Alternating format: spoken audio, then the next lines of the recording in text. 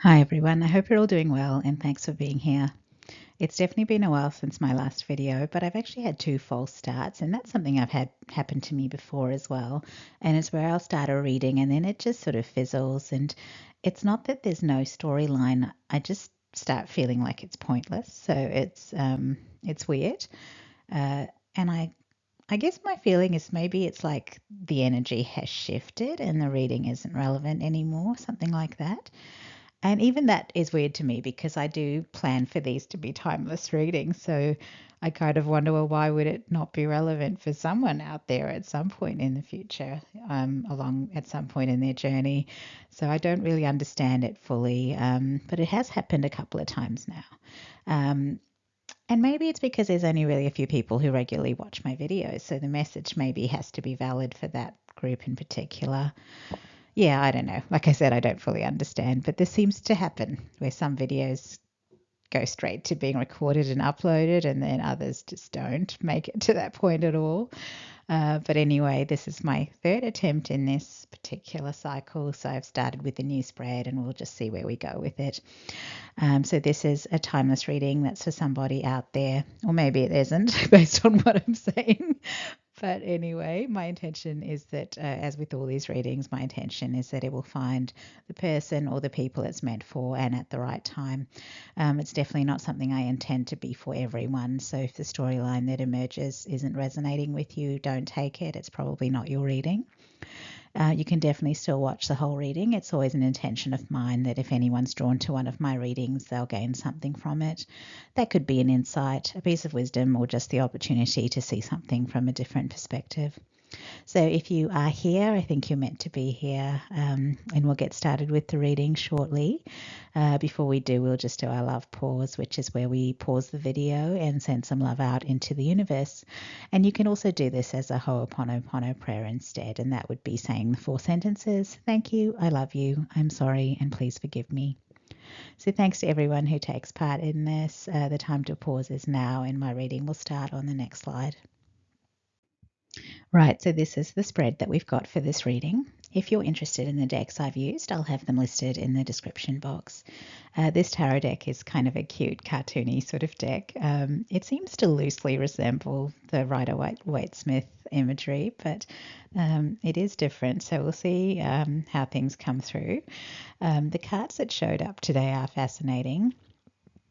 Now, at the bottom of the deck, we've got this strong Libra energy with the Ace of Swords and Justice. And both of these characters are obviously holding up that sword of truth. Now, the character in the Ace of Swords is really looking like they went through it in order to emerge with the truth. So it does give me the sense of someone who's had to fight for the truth to be told, kind of thing. So the Ace of Swords, it doesn't normally have a person on it in the traditional card. So I feel like I actually want to call this person the King of Swords because they're there with a crown and they're holding the sword up. Now with Justice showing up under the Ace of Swords, I feel like maybe this person had to be vindicated in some respect. So the truth had to emerge in order for them to be judged fairly. Now, interestingly, there are some facial expressions in the backgrounds of this card. There's a little tree stump in the background of the Ace of Swords, and then there are the 2 pillars of justice behind the Queen on the Justice card. And I feel like maybe these expressions are representing the energies surrounding the situation.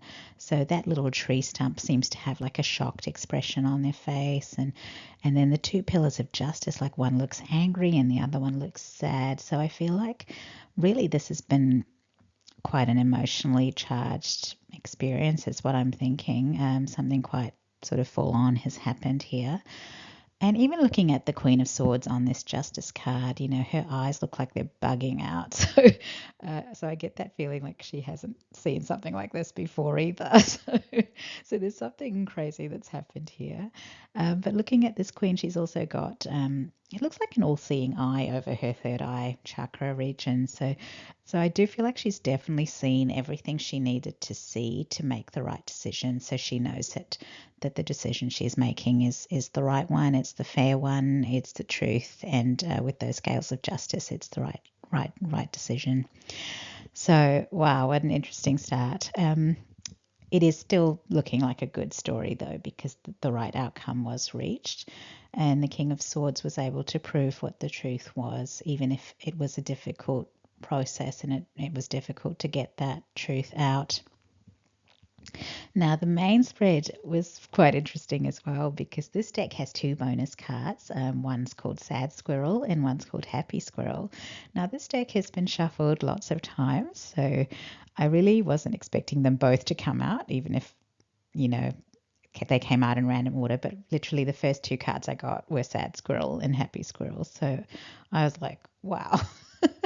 And then when they did, I wasn't expecting them to. Obviously, you kind of forget they're there, don't you? And so they came out, and then I had to decide what I was going to do because I normally only take 3 cards. So in the end, I said, look, I still need 3 tarot cards. So I got my 3 tarot cards, and I put these 2 down in front of them because that's the order they appeared in. So they did come out for a reason, I'm thinking, and they came out before the tarot cards. So I feel like this is also related to the backstory. Now, the sad squirrel came first, but if you look at this image, the sad squirrel actually looks like an angry squirrel who's looking to do something mean. They're looking to do something bad, aren't they? They've got that club, and they look like they're going to go whack someone. And again, we have facial expressions in the background. So there's an angry looking thundercloud and there's an angry looking tree trunk. Now, with it being the sad squirrel acting angry, this seems like it's a wounded person, and I'm getting that, that line, hurt people, coming through as well. So they're obviously a wounded person. And then they must have come across the happy squirrel who was happy and positive and joyful, and the sun was shining down on them, and they were holding an acorn and, just looking like very much the opposite energy. And the expressions here, the sun's very happy and so is the tree trunk. So they're looking at the happy squirrel and they're happy. So these two, like I said, opposite energies. And now I'm thinking about all these facial expressions, and I'm wondering if it's almost like how the spirit realm sees what's going on. So the spirit guides maybe were not happy with the angry squirrel, but then these other spirit guides are seeing the happy squirrel and they're delighted by this person's positivity. But anyway, the angry squirrel, I think, ran into the happy squirrel and decided to do something to them. And I feel like maybe it was just that they were so triggered by the positive energy of the happy squirrel and their joyful experience of life, which was perhaps very different to what the angry squirrel has experienced in their life. So I guess they were looking for someone to beat up, and they found this person, and so their plan was just to crap all over this person and destroy their happiness. And so that would fit well with what we had at the bottom of the deck. So with that justice card, I'm thinking of the legal system. So maybe it was something like they set the happy squirrel up or framed them for something. And there is an oracle card here called Mystery, and that shows someone looking at a fingerprint through a magnifying glass. So it does give you that sense that something was investigated, and maybe it was the discovery of the fingerprint that led to the right conclusions being reached. And as I said, that I got digital fingerprint come through my clairaudience. So maybe this was like a cybercrime, or the telling evidence actually came through looking at, I don't know, something to do with computers, maybe search histories or IP addresses or something. Because, I mean, in the modern times that we're living in, all that stuff tends to get looked at, doesn't it, when crimes are investigated? So maybe that's why I got that digital fingerprint thing come through. So if this was a crime, then, the King of Swords did get put through it, like they were assumed to be the guilty party, but it looks like in the end the truth prevailed and justice was served. And maybe through that process of investigation, the angry squirrel was identified and found guilty, so they might be perhaps being sentenced for whatever crime it was that they committed, which I don't know, they could have been falsifying things, or, I don't know how severe the charges get for trying to frame someone else, but I'm sure they are pretty big. So, yeah, that's what I'm getting there. Now, I'll get to the tarot cards now. So, the card in the past position was interesting to me because I was like, what's she doing here? What does she have to do with it? But it's the Queen of Pentacles. And what I'm going to say is this could be a different character to the happy and sad squirrels. But in this spread, I can see that she's looking back and she can see both squirrels from her vantage point because she's facing that way. So this could have been someone who was like a witness in the case. So maybe a character witness because she might have known them both fairly well, because she's looking that way, towards what I would see as the past in the spread. So this could have been someone who was reflecting on both individuals and perhaps relating her recollections or her impressions to the authorities. Like she might have been questioned about, I think initially she would have been questioned about the happy squirrel because that's the one who looked like they were guilty, I guess. So, but because she's known both squirrels, maybe there was something that she said that created some doubt and caused the investigation to go looking deeper into things. Because initially I feel like it might have seemed like it was definitely the happy squirrel, because if someone was trying to frame someone else, they would have done a good job, right? They would have done their best to make it look like that person was definitely guilty. So I think the authorities, they might have had a lot of evidence suggesting that, Happy Squirrel was guilty, and then maybe they were interviewing people and they interviewed this Queen of Pentacles, and her responses might have created some doubt. So, I mean, it might even just have been a character assessment. She might have said, look, I just can't see Happy Squirrel ever doing something like that. They're not that kind of person at all. Or, they might have said some other things that the authorities couldn't ignore, and they were things that needed to be looked into, like maybe she said something that gave Happy Squirrel a possible alibi, and maybe that's what led to them eventually being proven innocent. Now, I did get digital footprint earlier. Was it footprint? I think no, it was fingerprint, wasn't it? Digital fingerprint.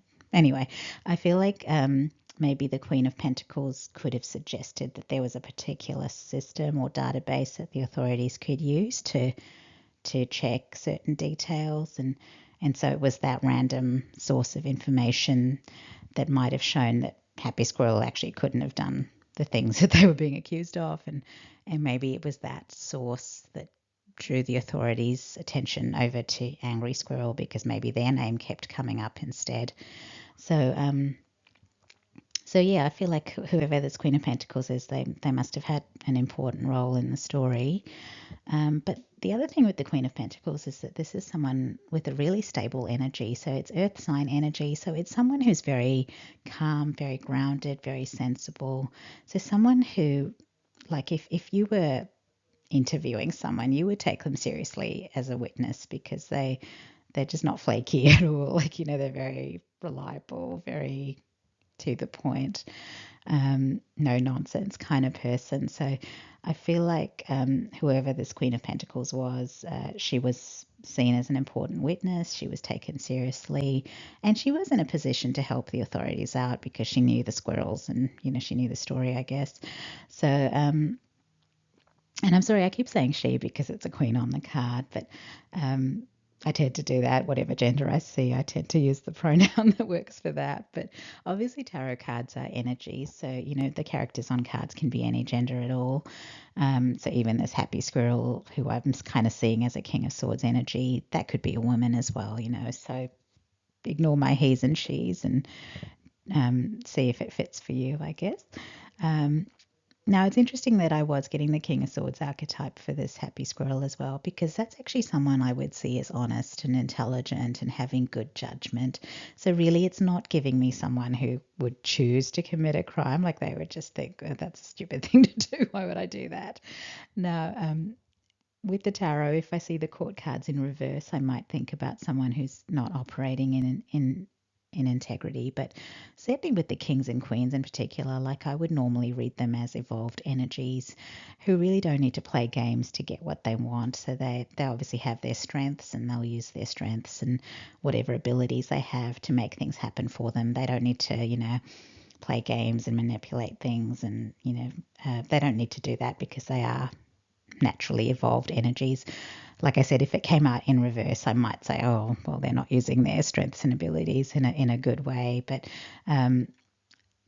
this was upright. I don't see it as a dodgy version of the King of Swords at all. So now the rest of the cards are interesting. The card in the present position is the Two of Cups, which is about a soulmate reunion.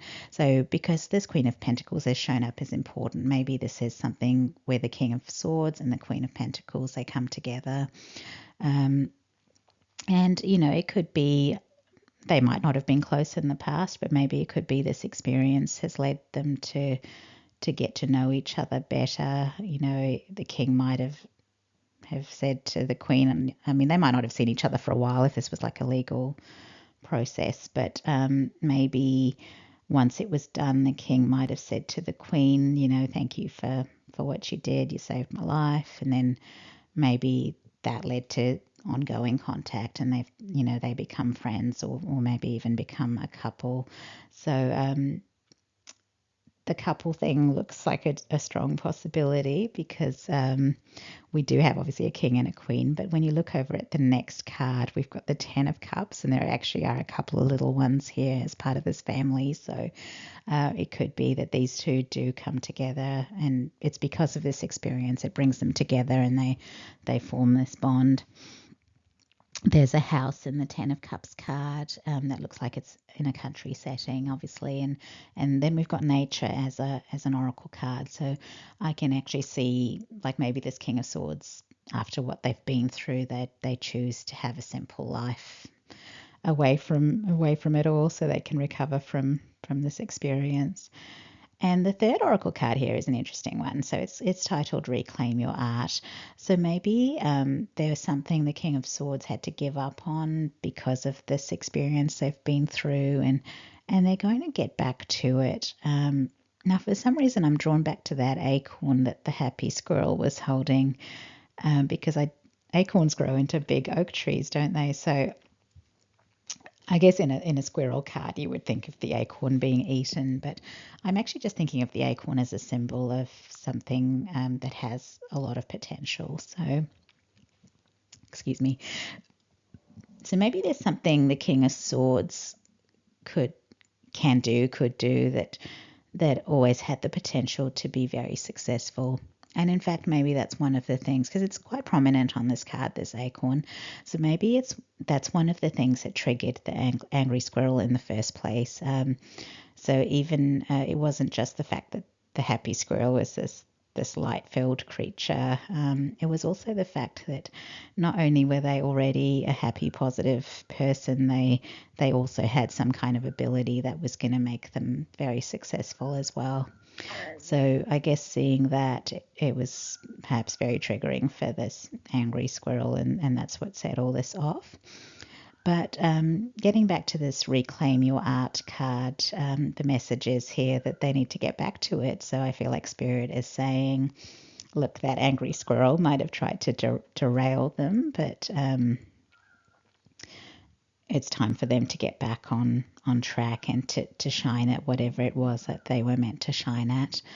Now, in this oracle card, you also get that sense of someone cleaning up their space and choosing the things that matter to them. So maybe this King of Swords is going to see this as their second chance at life, and they'll be decluttering and getting rid of the things they no longer want to be involved with. And maybe as part of that, they're going to decide that they are moving to the country, and that's all part of that same process of choosing a new life. The Ten of Cups card is the future card. It's a very happy future, because the Ten of Cups is about a very fulfilling life. So that's a great ending, considering where we started with this reading, with that beaten up King of Swords. So that's it, guys. I think that's all I'm going to get from here. And yay, it's going to become a video. It was quite an interesting storyline, I have to say. And here we are. This is our last slide. So I hope you enjoyed the reading. Thank you all for being here. Thanks for watching. Now, if you liked this video, please give it a like and leave a comment if you feel guided to. If you like my videos generally, please consider subscribing to the channel. To everyone who's already subscribed, thank you so much. Your support means a lot to me. And that's it, everyone. So take care, and I hope that I'll see you all in another video. Bye.